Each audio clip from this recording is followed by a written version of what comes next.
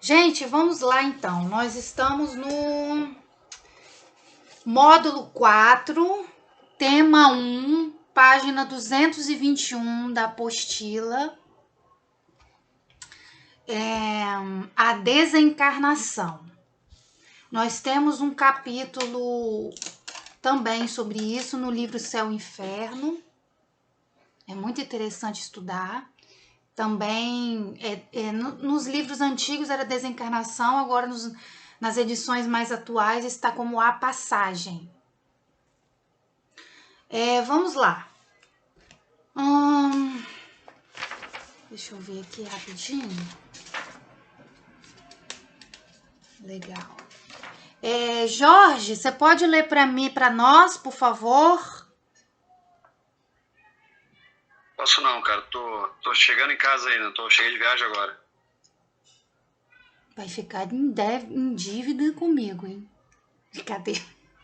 Brincadeira! Minha dívida é eterna, você sabe que é eterna. Então vamos lá, gente. Se alguém quiser ler, me fala, tá? Senão eu vou ler devagarzinho. Se alguém quiser ler, vai me falando aí que eu passo a palavra. Vamos lá, estamos no último módulo da nossa... Vou abrir o livro, peraí só um pouquinho que eu vou pegar ele aqui para abrir pra gente. Tá, página 221. Pode ir comentando aí enquanto eu abro aqui. Tá. Gente, esse é o último módulo da apostila, tá? Como eu tinha falado, esse é o último módulo. São 4 temas, ou melhor, 5 temas. São 5 temas no módulo 4. E o módulo 4, ele vai falar sobre a vida no plano espiritual, tá? Então, são 5 temas.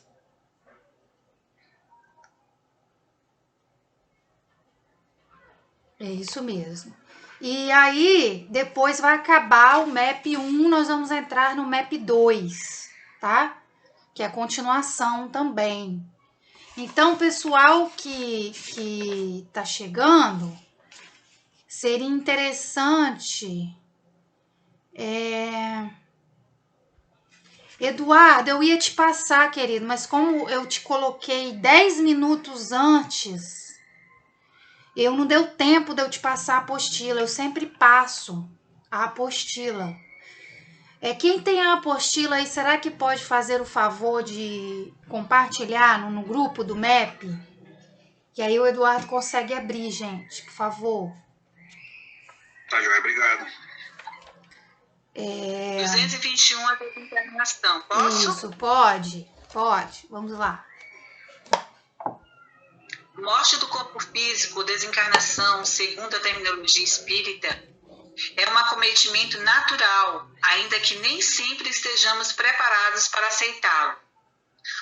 O despreparo está muitas vezes relacionado à desinformação a respeito da continuidade da vida no plano espiritual e ao apego às pessoas e bens materiais, situação que configura o sentimento de perda acrescido da terrível expectativa de não mais encontrar os entes queridos.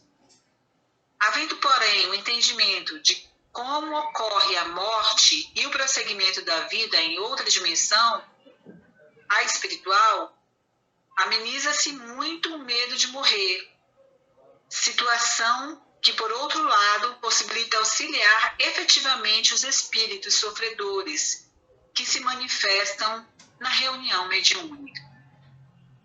À medida que o ser humano compreende que é imortal e que pode retornar à vida do corpo pela reencarnação, quantas vezes se fizerem necessário.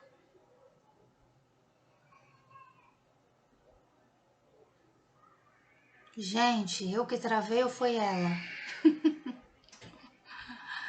Cláudia, filha. Ixi, eu travei. Meu Deus. Ai, Deus.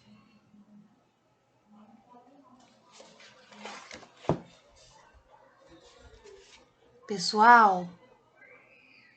Alô? Alô? Alô? Gente, minha internet travou, que maravilha. Alô? Pessoal, vocês estão me ouvindo? Ai, Jesus.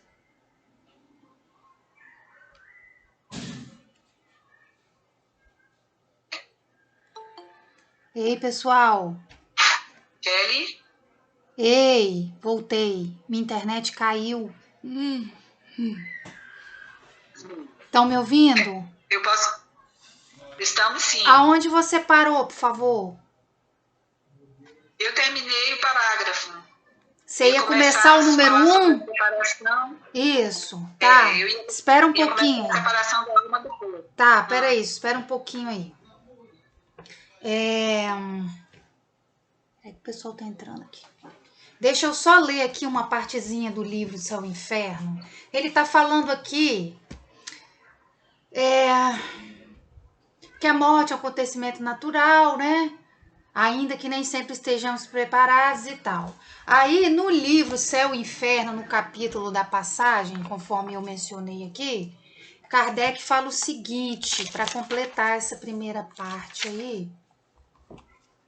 Kardec fala o seguinte, no item 1, a confiança na vida futura não exclui as apreensões da passagem desta para outra vida. Olha só o que ele está falando. A gente confiar que tem uma vida, né, após a morte não exclui as nossas apreensões. Muitas pessoas não temem a morte por si mesma. O que temem é o momento da transição. Sofre-se ou não sofre na travessia. Aí está o que as inquieta. Olha só, gente, a colocação de Kardec. E a coisa vale tanto mais apenas porque ninguém dela pode escapar, ou seja, todo mundo vai morrer, né? Pode-se dispensar de uma viagem terrestre, mas aqui, ricos como pobres, devem transpor o limiar, e se for doloroso, nem a classe, nem a fortuna podem abrandar-lhe a amargura. Aí no item 2, ao ver a calma de certos mortos e as terríveis convulsões da agonia de alguns outros, já se pode julgar que as sensações não são sempre as mesmas. Mas quem pode nos informar a esse respeito? Quem nos descreverá o fenômeno fisiológico da separação da alma e do corpo? Quem nos dirá as impressões desse instante supremo? Sobre esse ponto a ciência e a religião são mudas. E aí, depois eu vou voltar aqui, tá, gente? Ele vai discorrer esse capítulo todo aí sobre isso, e é isso que nós vamos estudar hoje. Aí vai começar a explicar agora. Vai lá, Cláudia. A separação da alma do corpo pela desencarnação. Trata-se de um momento especial, caracterizado pelo desligamento do perispírito, que até então encontrava-se enraizado no corpo físico, molécula. A molécula, pela reencarnação, a separação espiritual é variável de indivíduo para indivíduo, ainda que o princípio que governa a separação da alma do corpo seja o mesmo para todas as pessoas.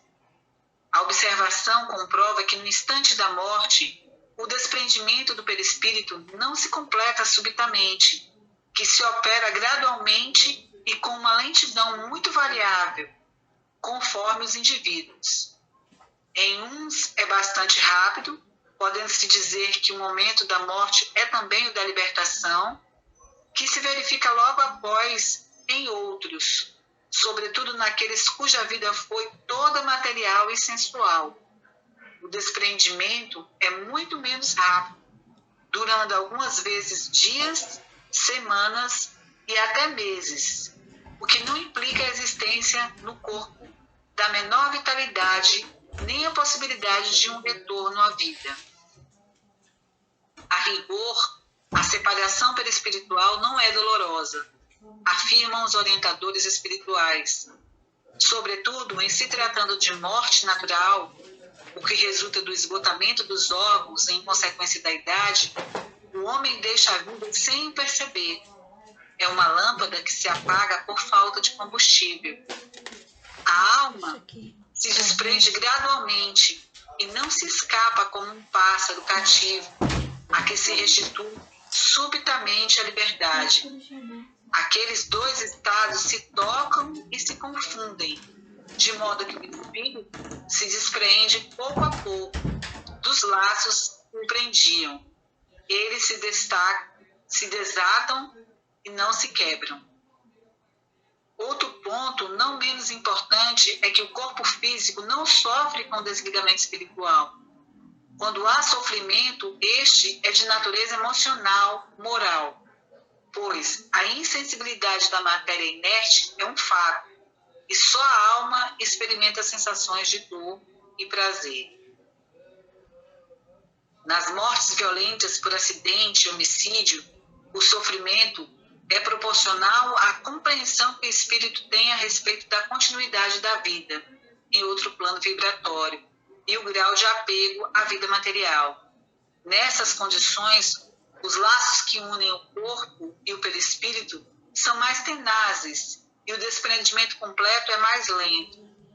Na situação especificada dos suicidas, o sofrimento pode ser significativamente maior, não só pelo arrependimento do ato cometido que usualmente os atinge, mas porque havendo ainda fluido vital circulante no organismo, visto que a desencarnação não estava prevista para aquele momento.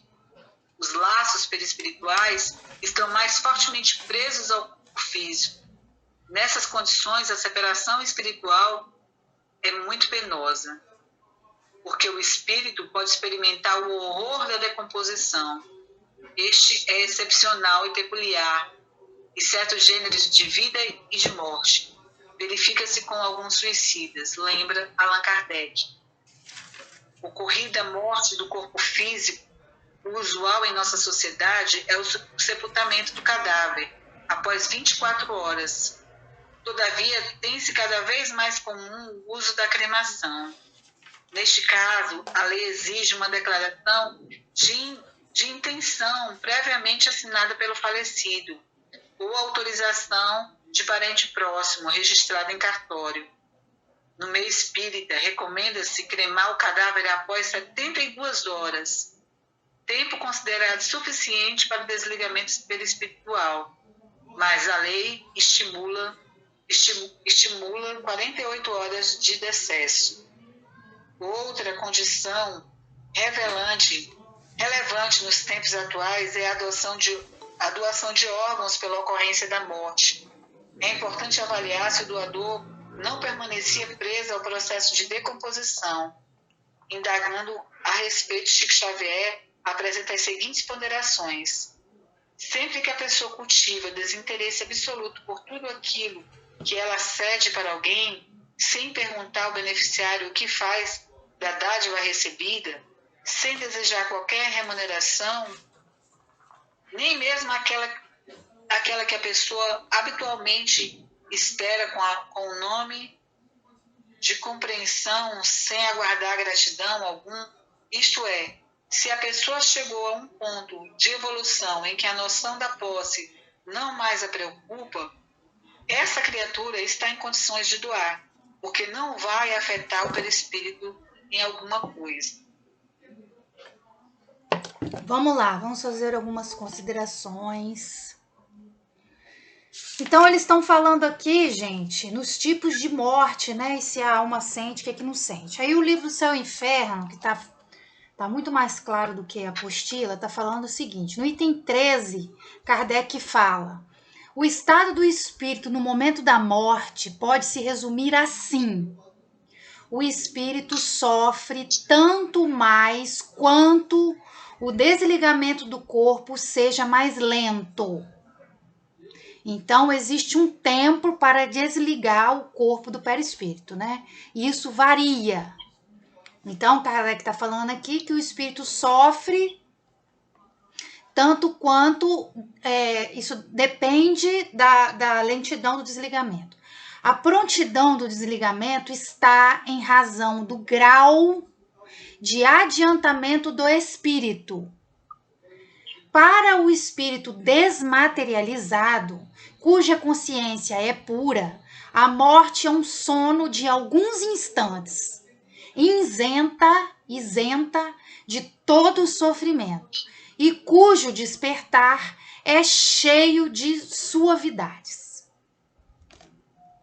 Para trabalhar pela sua depuração, aí no item 14, reprimir as más tendências, vencer as paixões, é preciso ver-lhe as vantagens do futuro para se identificar com a vida futura.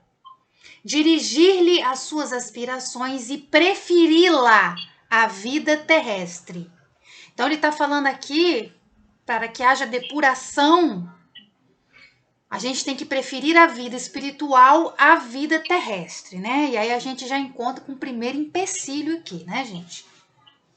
Vamos combinar que isso aqui é bem difícil, aí por isso que a gente não entende depois porque que nós somos espíritos imperfeitos. Lá no livro dos espíritos tem uma classificação.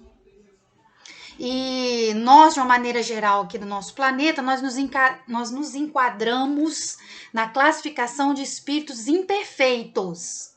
Por quê? Por causa dessas questões que eu estou colocando aqui. Então é preciso não só nela crer, na vida espiritual, mas compreendê-la.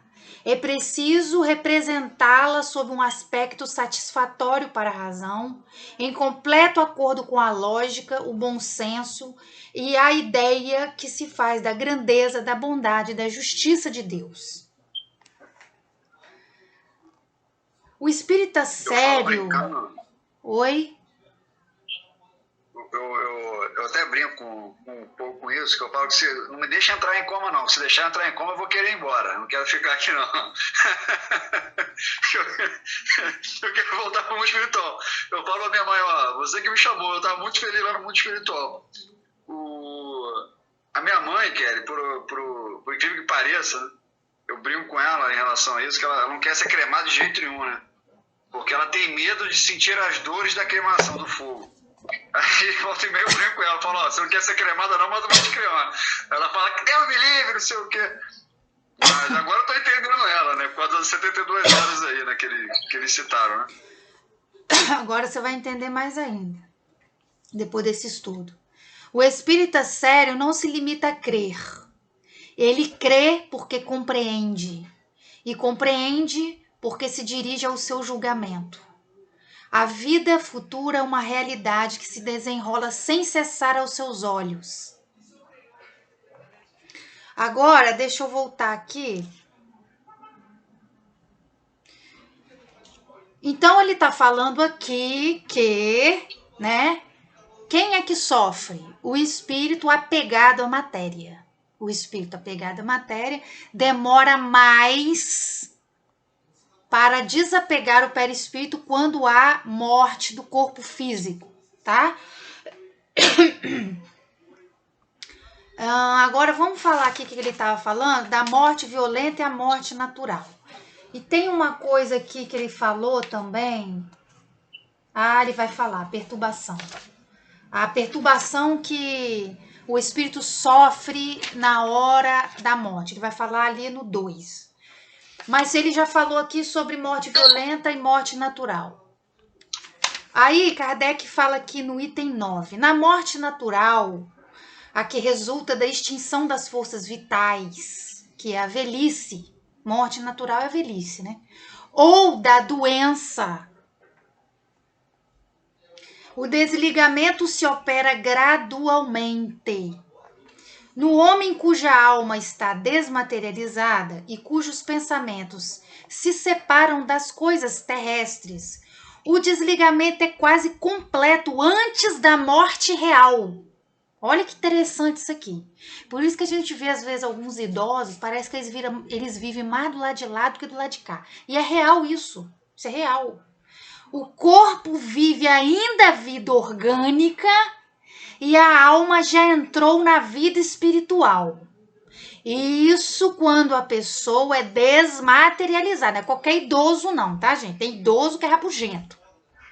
Não, isso não vale para qualquer idoso. É o idoso desmaterializado. Tá? Ele está falando aqui, ó. No homem cuja alma está desmaterializada e cujos pensamentos se separam das coisas terrestres, o desligamento é quase completo antes da morte do corpo. Olha só, existe um desligamento antecipado. O espírito está mais para lá do que para cá. Acho fantástico isso aqui. E a alma, o corpo vive ainda a vida orgânica e a alma já entrou na vida espiritual.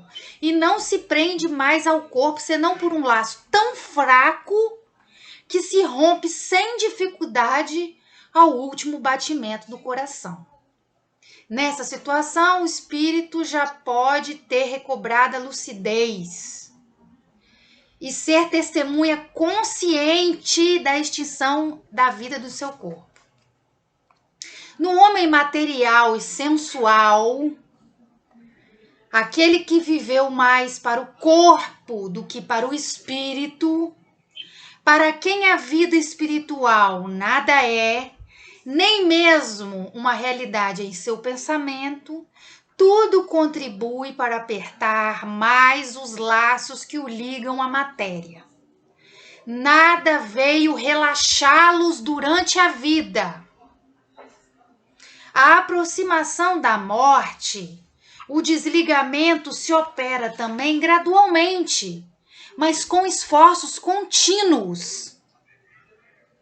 As convulsões da agonia são um indício da luta que o espírito sustenta, que por vezes quer romper os laços que o resistem e de outras vezes se aferram ao seu corpo, do qual uma força irresistível o arranca violentamente parte por parte.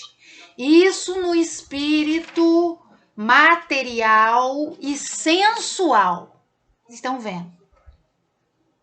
Nesse espírito, a morte se dá dolorosa, tá? Por quê? Porque o desligamento se opera muito lento, tá, gente?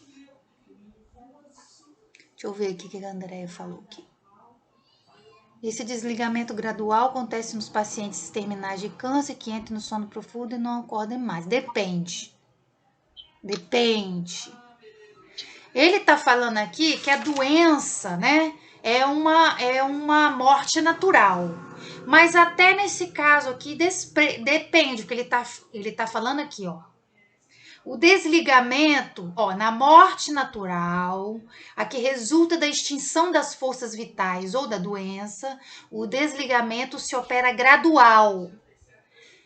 No homem cuja alma está desmaterializada, então, até nesse caso, tudo depende, gente. Na morte natural, né, por velhice e doença, é mais fácil do que na morte violenta, por exemplo, tá? Independente da evolução espiritual. Mas a evolução do espírito influi nas duas. Sempre. Influi em tudo. Tá? Ok? Pode falar. Uma vez eu vi, acho que foi numa reunião, não lembro onde foi lá no Rio, uma reunião da Casa Espírita, eles citaram o exemplo do Ayrton Senna, que o Ayrton Senna, por merecimento, poderia ter sido desligado no momento do acidente para não ter um sofrimento maior, vamos dizer assim, né? Tipo assim, a pergunta é sobre isso. Se você pode ser desligado para não sofrer, né, as dores do desencarne, por merecimento da sua missão aqui, por exemplo, vamos dizer. Jorge, o desligamento, ele se dá com a assistência dos espíritos. A questão é se você tem merecimento para ter esse desligamento feito pelos espíritos superiores. No livro Painéis da Obsessão, eu estudei há pouco tempo um caso de desligamento pelos obsessores. O encarnado, era muito egoísta, muito devedor. Ele desencarnou com a assistência dos obsessores e foi desligado pelos obsessores. Então, esse desligamento, ele se dá com a ajuda dos espíritos, com a ajuda. Vai depender das condições espirituais do desencarnante, tá?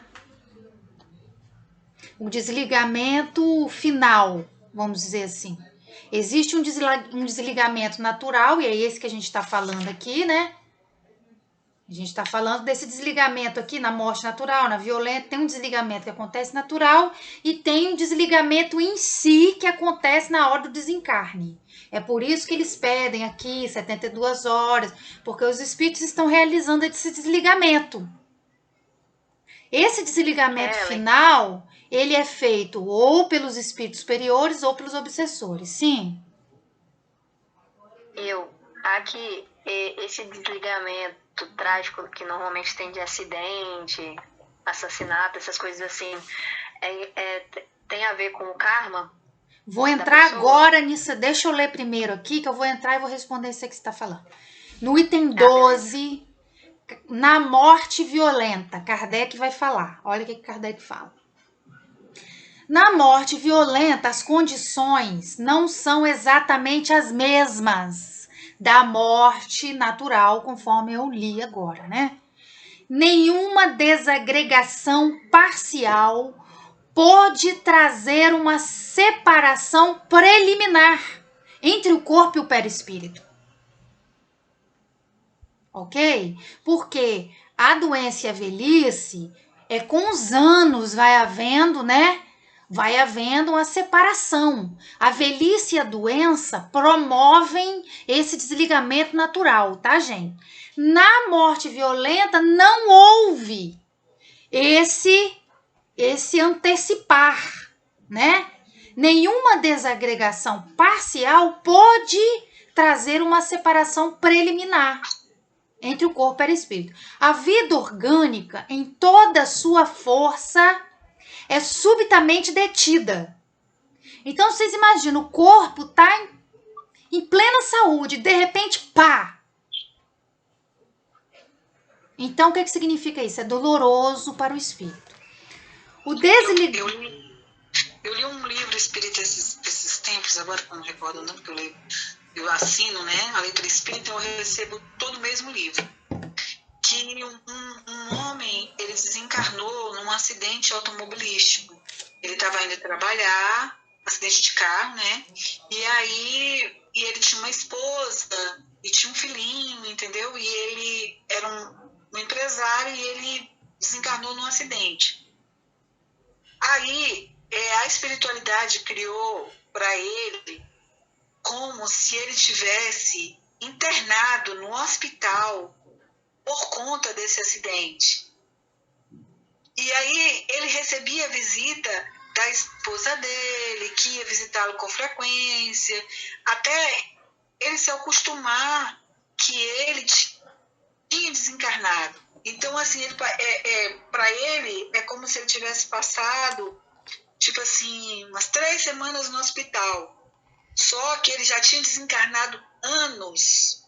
E aí, quando ela dormia, o espírito dela saía do corpo dela e ia ao encontro dele também, como para ajudar compreender que ele havia desencarnado, porque foi uma morte muito assim violenta por conta do acidente, né? E no acidente ele teve um traumatismo craniano, ele ficou tetraplégico e ele morreu na hora do acidente, né? Então o preparo para ele compreender que ele havia desencarnado, na cabeça dele foi como se ele tivesse ficado anos no hospital, mas se passou tipo como se fosse umas 3 semanas no plano superior. É muito interessante. Isso depende muito, tá? Isso depende muito. Esse estava com crédito. Exato. Eu vou depois desse capítulo, eu vou trazer um caso que eu estudei no livro Para Inés da Obsessão, de 3 pessoas que desencarnam no acidente de carro. E aí eu vou trazer o caso para a gente estudar, para a gente ver como que acontece. E o acidente aconteceu por uma obsessora. E aí eu vou trazer para vocês verem como que acontece. Mas deixa eu terminar de ler aqui a morte violenta.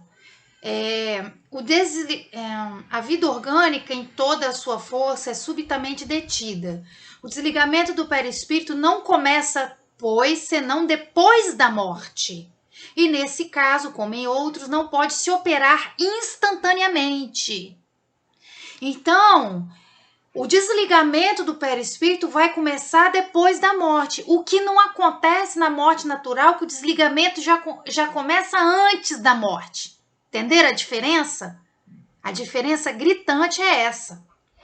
O espírito, apanhado de improviso, está como atordoado, mas sentindo que pensa, se crê ainda vivo, e essa ilusão dura até que tenha se conscientizado de sua posição.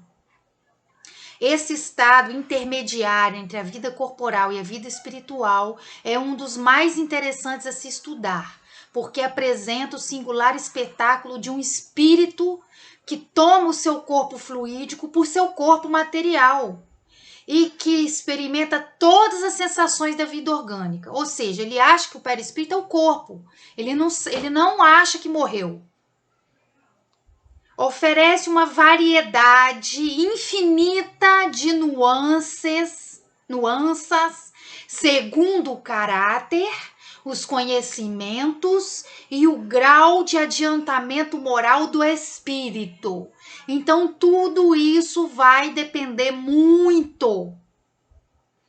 Aí é o que Kardec continua falando. É de curta duração para aqueles cuja alma está depurada, porque neles havia um desligamento antecipado, do qual a morte, mesmo a mais súbita, não fez mais que apressar o cumprimento. Em outros, pode se prolongar durante anos, que foi o caso que a Cláudia falou. Tinha passado 1 ano e o homem achou que era 3 meses. Então, Kardec está falando aqui que toda essa contextualização de dor, de sofrimento, de perturbação, o que está acontecendo, onde eu estou, para onde eu vou, vai depender do grau.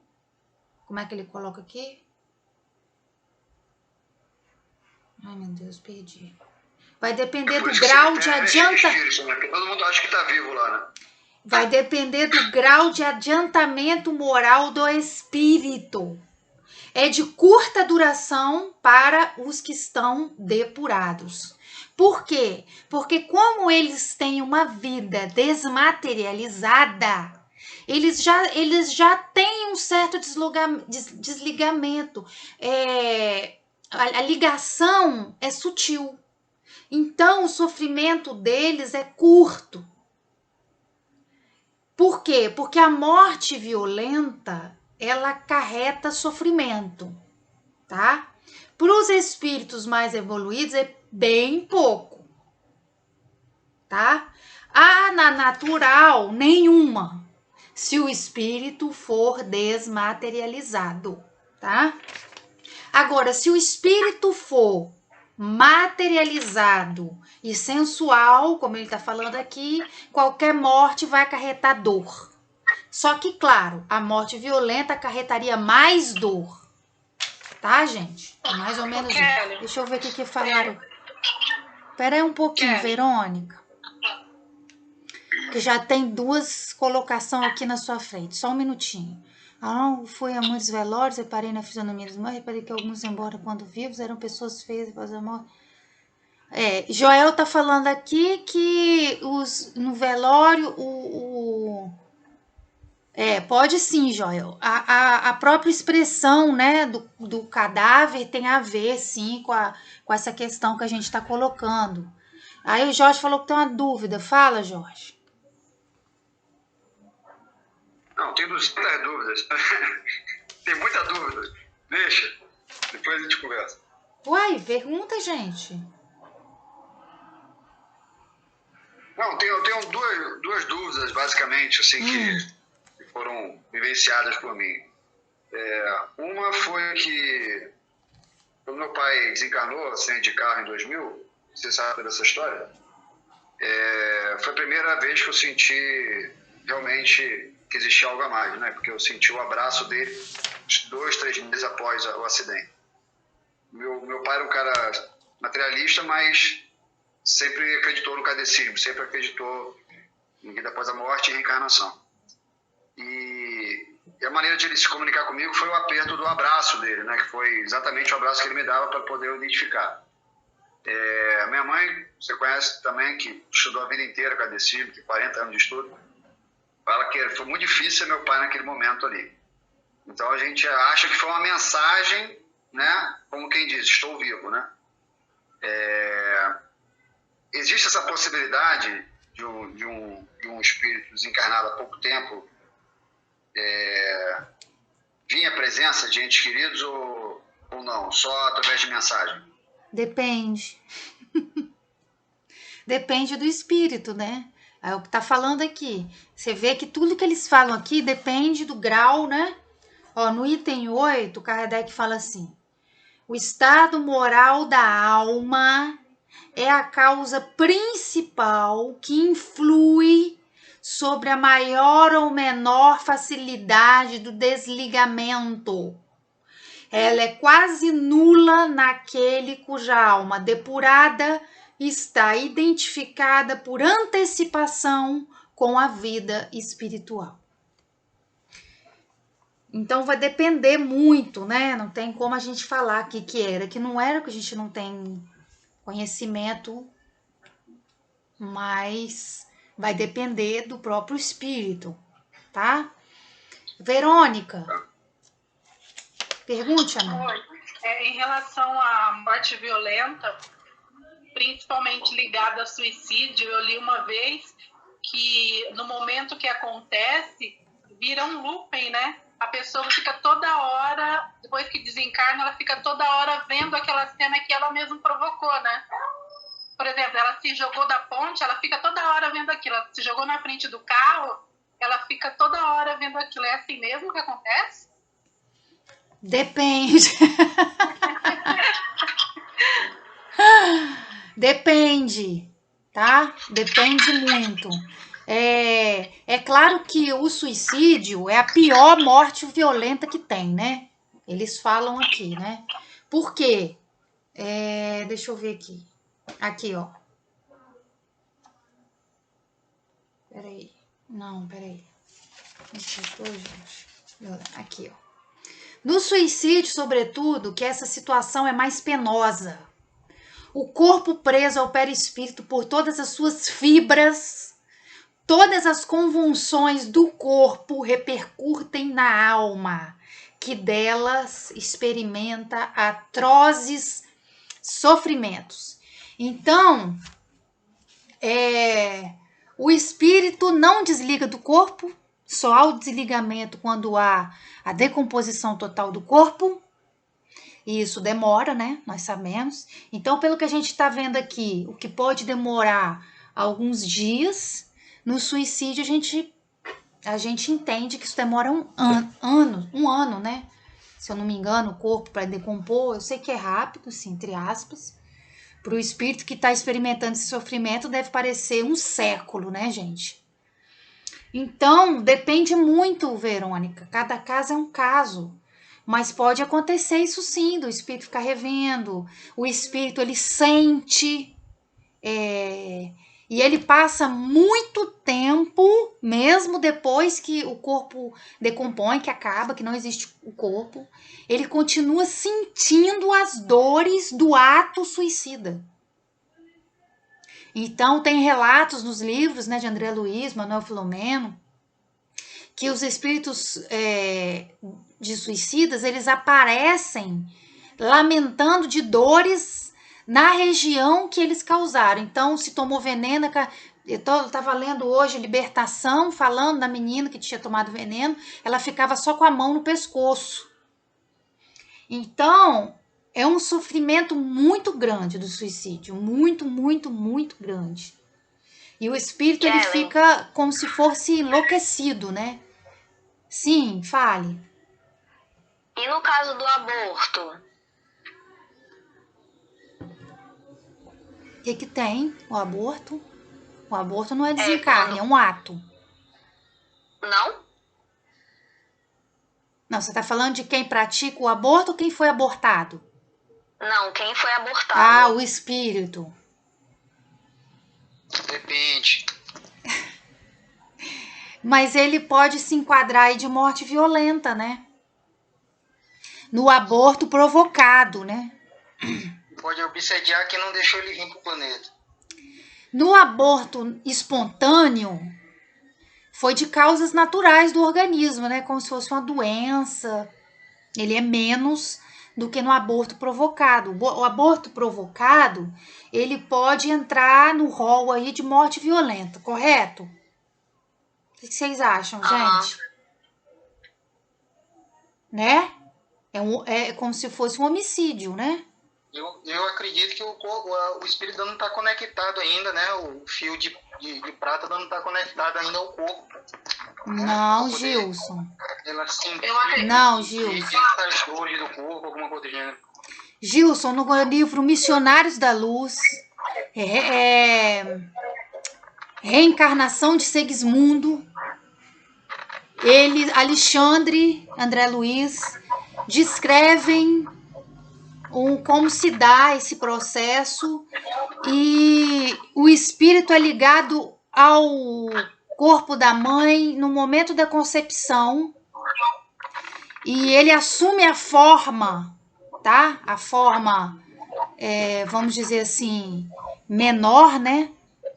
Ele assume uma forma bem limitada já no momento da concepção, tá? Após a concepção.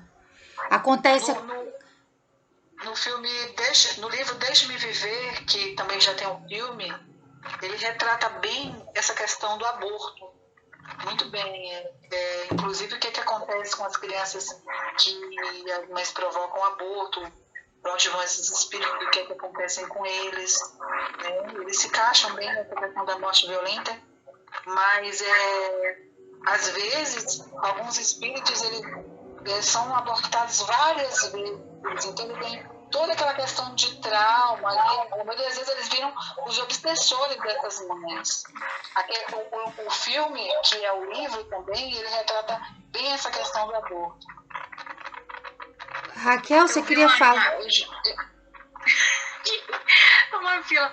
Não, assim, uma vez assim, pelo pouco que eu estudei, né, com relação ao aborto, assim, dependendo dos casos, né, cada caso é um caso, mas dizem também que o espírito tem que passar por todo aquele processo, né, de se ligar à mãe, na concepção, passar por todo aquele processo ali e sofrer a situação do aborto, né, uma vez sim.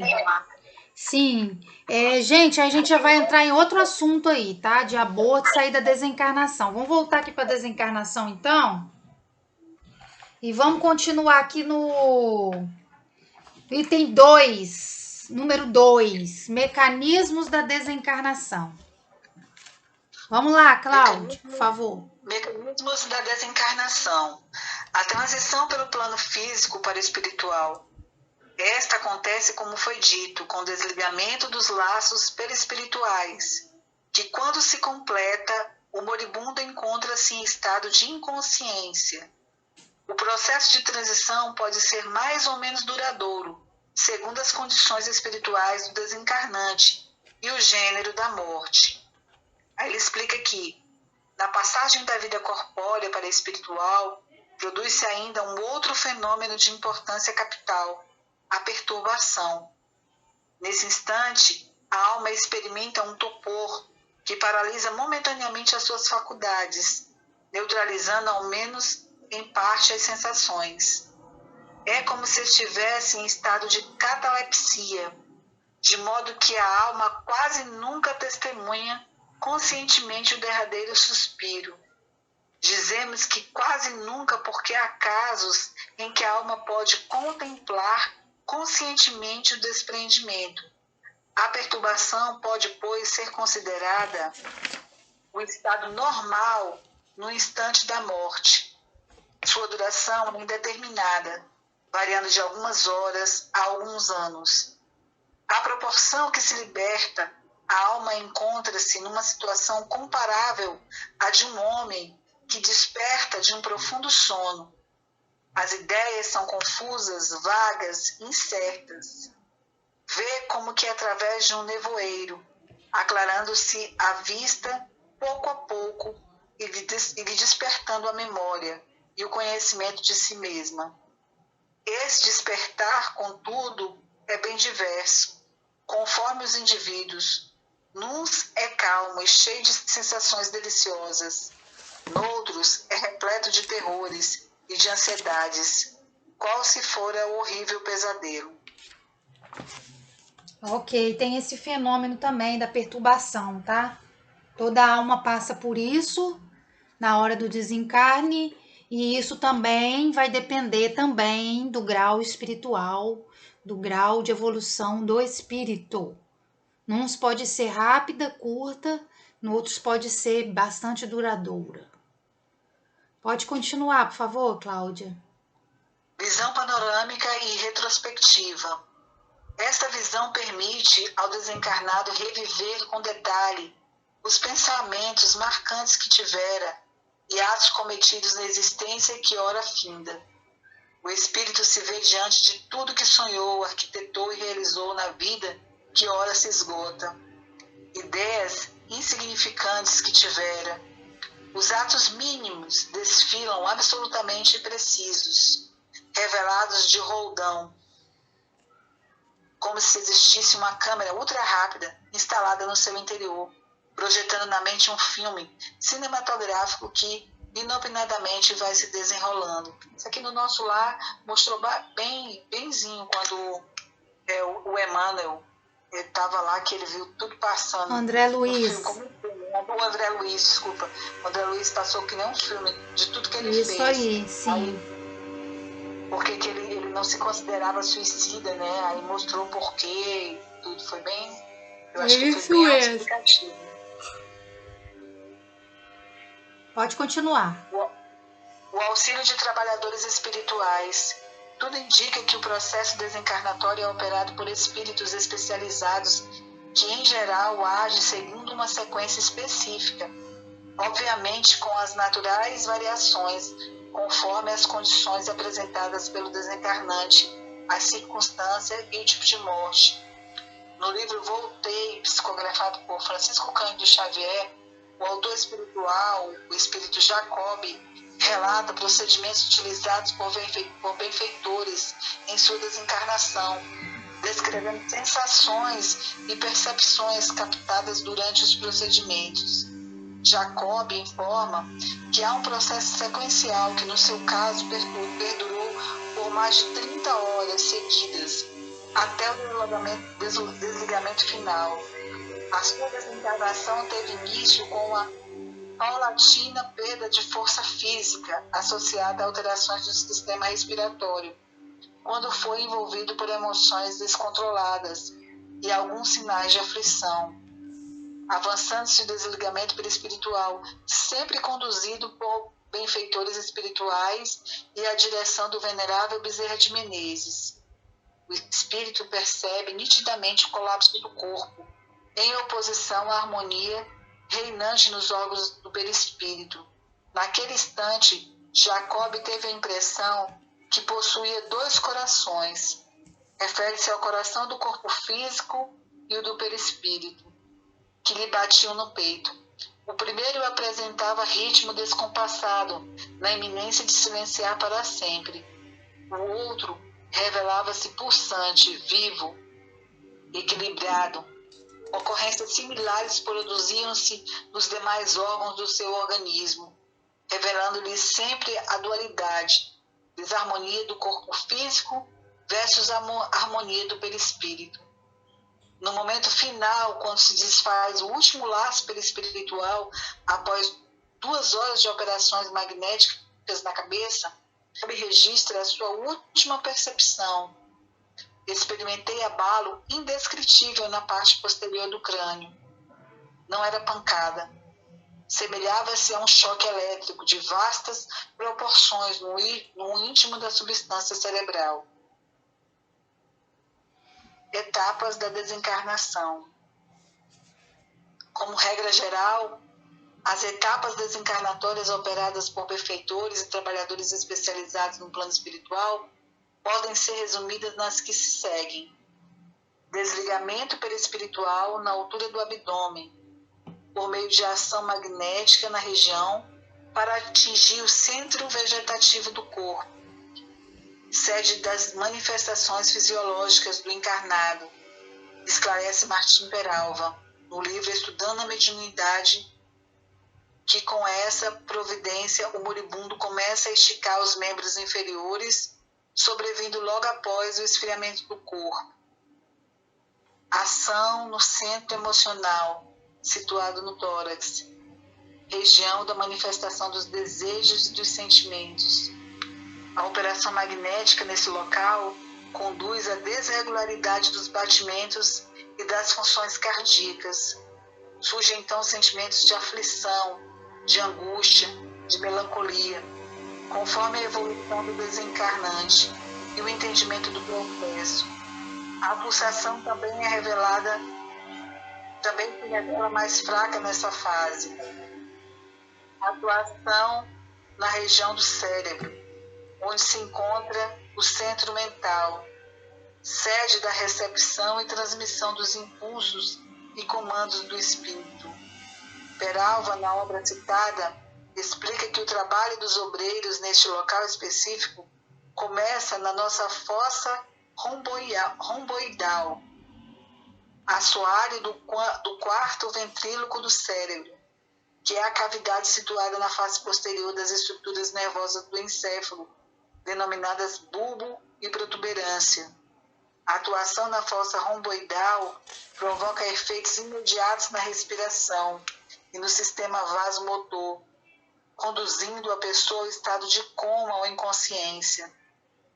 Ação final no sistema nervoso central na parte posterior do cérebro, com o desatamento do principal laço perispiritual que mantém firmemente unidos o perispírito e o corpo físico. E então conclui-se a desencarnação. Isso está no Martins Peralva, Estudando a Mediunidade. Martins Peralva. Legal, né, gente? As etapas bem legal aí, mesmo.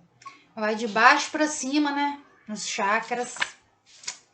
Interessante. Então, gente, se dá assim, então, né?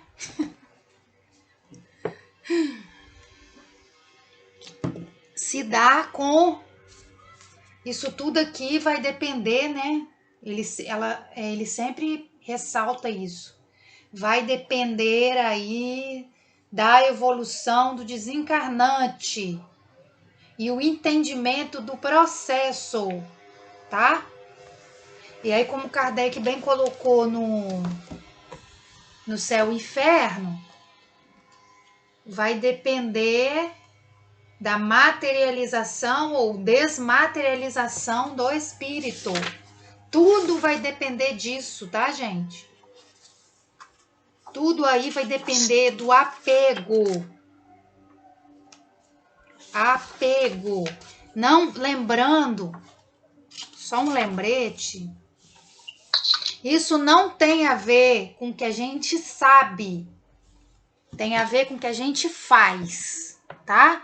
Então, a gente saber de espiritismo não salva ninguém. O que salva é a gente aplicar o espiritismo, é diferente. Então, eu falar que sou espiritualizada, nossa, eu amo o espiritismo, né? Eu amo, acho lindo, nossa. Isso aí não quer dizer nada, tá bom, amores? Isso aí não quer dizer nada. Tem muitas pessoas, muitos espíritas que dizem isso e não vivem. São espíritas obsidiados, tá? Então, dizer, saber e falar não quer dizer que somos desmaterializados. Isso vai depender da nossa vivência, vai depender dos nossos atos, dos nossos comportamentos, a maneira como eu lido com as situações. Aí aqui nesse mesmo capítulo, né, tem uma parte, deixa eu ver se eu acho aqui, ó.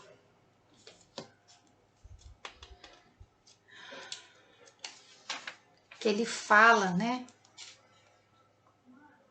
O Espiritismo seguramente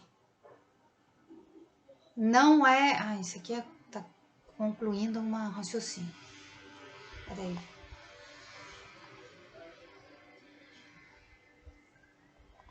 Então, o Espiritismo, ele está falando aqui, Kardec, que deve facilitar esse processo pelo entendimento que a gente faz dessas características.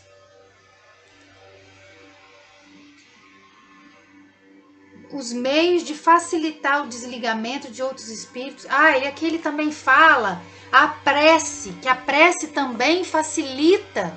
Ele fala logo no finalzinho. Facilita o desligamento, pode facilitar o desligamento, aí ia depender de alguns fatores também, né? Mas a prece, quando a gente pede por o espírito que está desencarnando, desencarnante, também alivia bastante, tá, gente? É por isso que a gente tem feito essas preces aí. E Kardec vai falar que ajuda os espíritos no momento do desencarne.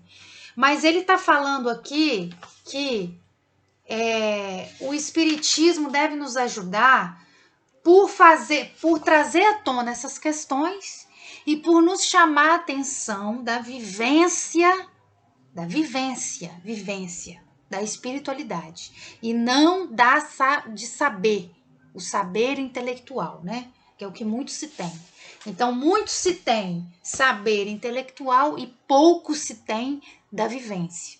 Isso a gente vê entre nós mesmos, espíritas aí, trabalhadores, a gente vê muito isso. Muito se tem das palavras, do entendimento intelectual e pouco se tem das ações. Isso é o que a gente mais vê nas nossas lides espíritas, tá? Então, o espiritismo não serve para nada para isso. No campo do intelecto não é útil em nada. Para me falar que sei, para me falar que bonito, para me fazer uma palestra bonita, isso aí não tem utilidade nenhuma. A utilidade é a aplicação, né? É a aplicação. Como Paulo diz, né? Do que adianta salvar o mundo e perder a alma? Então, é aquilo, a gente fala bonito para os outros, tem sempre uma resolução bonita para os outros, e para a gente mesmo nada, né? Não resolve nada, não ajuda nada, e a vida tá caótica. Então, o espiritismo tem que aplicar, tá, gente? Para que a gente seja considerados espíritas, na acepção do termo, nós temos que aplicar o espiritismo nas nossas vidas, pessoais, íntimas, familiares, profissionais, tá bom? Isso que vai fazer com que a gente crie isso que Kardec está trazendo para nós, a desmaterialização, a escolha da vida espiritual pela vida terrestre. Kardec falou lá. Escolher entre a vida espiritual da vida terrestre. O que é isso? O que é isso? É aplicar o espiritismo na minha vida diária. O que é aplicar o espiritismo? Aplicar a paciência, a confiança, a calma, a resignação, a fé. Como eu tenho falado aqui, né? A gente tem escolhido mais o medo do que a fé. Eu tenho falado muito isso. Então, o que é a aplicabilidade do espiritismo? É aplicar a fé, não o medo. Quando eu aplico medo, eu estou escolhendo o quê? As coisas terrestres, a matéria, material, tá, gente? O medo é isso. Por quê? Porque se o espírita conhece a imortalidade da alma, conhece todos esses processos, por que ele vai temer a morte? O espírita verdadeiro mesmo, ele não teme a morte. Para começar, né? O espírita verdadeiro não tem que temer a morte, porque ele acredita que existe, a vida continua, a vida real, a vida verdadeira é depois. Essa vida que a gente está vivendo aqui é pura ilusão, é uma ilusão. E a gente está apegado a ela com todas as forças. Pensem bem, estamos apegados a todas as forças da ilusão, sendo que a verdadeira vida é a espiritual, da qual a gente ignora. Então a gente tem que inverter, gente, os nossos valores, inverter os valores, se apegar à vida espiritual, correr atrás da vida espiritual, correr atrás das coisas espirituais. Por quê? Correr atrás das coisas materiais significa sofrimento. Ah, mas eu estou no corpo, eu tenho necessidades materiais. Ok, isso aí é secundário. A gente não vive assim. A gente não vive priorizando o espírito e cuidando da matéria. A gente não vive assim. A gente prioriza a matéria e, de vez em quando, dá uma relevânciazinha para as coisas espirituais. Eu tô falando isso na vivência prática, tá? Vivência prática. Como que é a nossa vivência prática? Corremos atrás das coisas materiais na maior parte do nosso tempo e deixamos um restinho de tempo para as coisas espirituais. Nós espíritos. Porque tem gente que não deixa tempo nenhum. Nenhum. Então, vocês imaginam, a gente passa a maior parte do nosso tempo buscando a ilusão. Porque se nós passamos a maior parte do nosso tempo atrás das coisas materiais, nós estamos... Então, qual seria o correto? É ignorar o material? Não. Não, porque estamos no corpo, temos um corpo, temos que cuidar bem dele. E procurar o equilíbrio, que nós não temos. Ou a gente é 8 ou a gente é 80, tá? Então, é buscar o equilíbrio aí, equilibrar. Buscar as coisas espirituais e cuidar bem das coisas materiais que eu tenho. O quê? Meu corpo, minha família, minha casa. Eu não vou ignorar isso não, tá, gente? Não vou ignorar isso, fingir. Até porque até que isso existe para os espíritos superiores. Chico Xavier ignorou tudo, né? Vivia simplesmente para a vida espiritual. Só que a gente não é Chico Xavier, então a gente tem que ir no equilíbrio. Vamos cuidar bem da nossa família, vamos cuidar bem da nossa casa, sem excessos. É difícil a gente entender esse limiar aí, porque a gente passa maior tempo, como eu falei, cuidando das coisas materiais. Então, o que a gente precisa fazer? Equilibrar. Precisamos ter cuidados espirituais, tá? Espirituais. Todos os dias. Todos os dias precisamos separar tempo para cuidar do espírito que nós somos. Ah, se não fizer isso, vamos ter que arcar com as consequências disso. Simples assim. Simples assim. É o que eu sempre falo. Se a gente não tem tempo para cuidar da nossa saúde, nós vamos ter que abrir tempo para cuidar da doença. Simples. A equação é essa. Ah, mas eu não posso parar. Tudo bem, continua assim. Uma hora a doença vai te parar. Fica tranquilo, vai tranquilo. A doença vai te parar. Gente, consequência natural das nossas escolhas. Então, se eu não abrir tempo para cuidar das coisas espirituais, o sofrimento vai vir. Simples assim. A gente não tem que se preocupar com nada aí. Tudo vai acontecer de acordo com as nossas possibilidades. Semana que vem vamos estudar os espíritos errantes. Tema 2. Tá bom, amores? Nosso tempo já deu. Gostei muito aí da participação de todos, da ajuda de todos aí. Nós vamos ter que encerrar, fazer nossa prece final e irradiação. Se continuou dúvidas, responderemos no nosso grupo de WhatsApp ou no privado, como vocês preferirem, tá bom? Seja qual for a forma que vocês preferirem, a gente continua aí nossa discussão. Vamos então fazer as nossas preces. Lembrando, quem desejar colocar nomes aí, eu vou mencionar os nomes ao final da oração que estiver precisando de prece.